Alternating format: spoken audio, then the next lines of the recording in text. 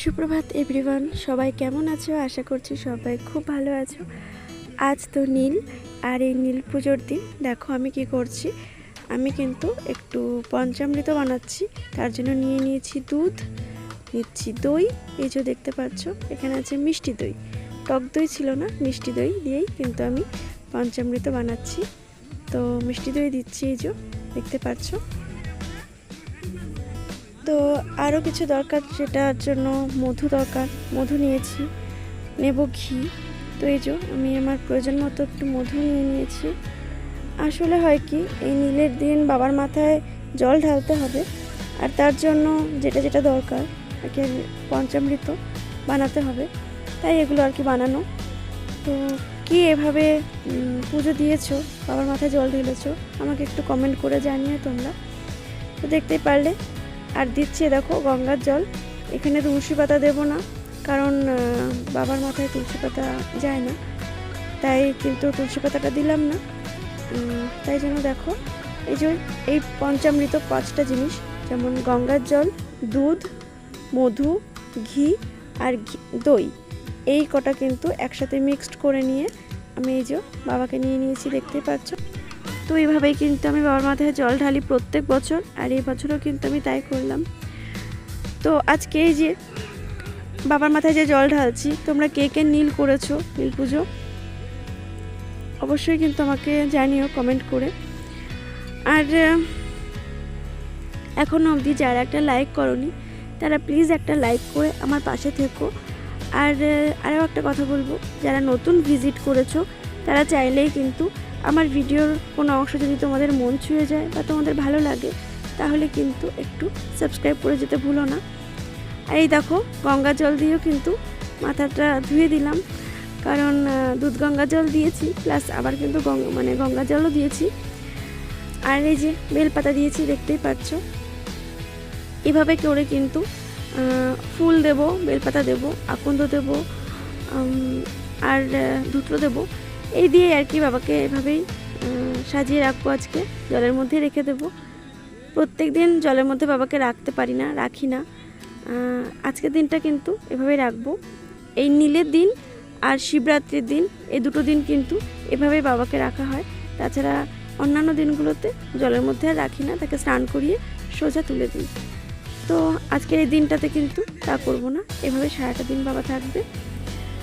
তো যেটা বলছিলাম, যে আমার এই ভিডিও যদি তোমাদের মন ছুঁয়ে যায়, তাহলে প্লিজ একটা সাবস্ক্রাইব করে যেতে ভুলো না। তোমরা আমাকে যদি বন্ধু করে নিতে চাও, তাহলে বন্ধু করে নিতেই পারো। তার জন্য কিন্তু ভিডিওটা পুরো ফুল ওয়াচ করতে হবে, আর লাইক দিতে হবে। আর তোমাদের একটা লাইক কিন্তু আমার কাছে অনেক মূল্যবান। এই একটা লাইক কিন্তু আরও 5 জনের কাছে পৌঁছে দেবে আমার এই ভিডিওটা।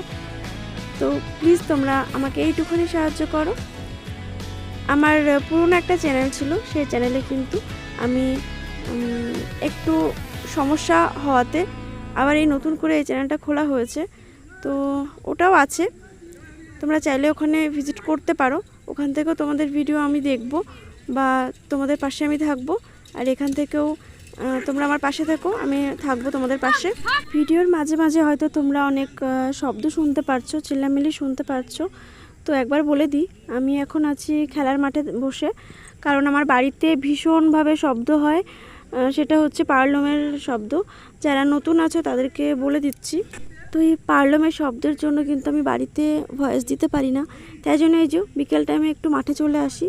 আর মাঠে আসা মানে এই যে বাচ্চারা সব খেলাধুলা করে এখানে, তার সাথে আমার ছেলেটাও আছে। তো এরা খেলাধুলা করছে, আর এই যে চিল্লামিল্লি হচ্ছে।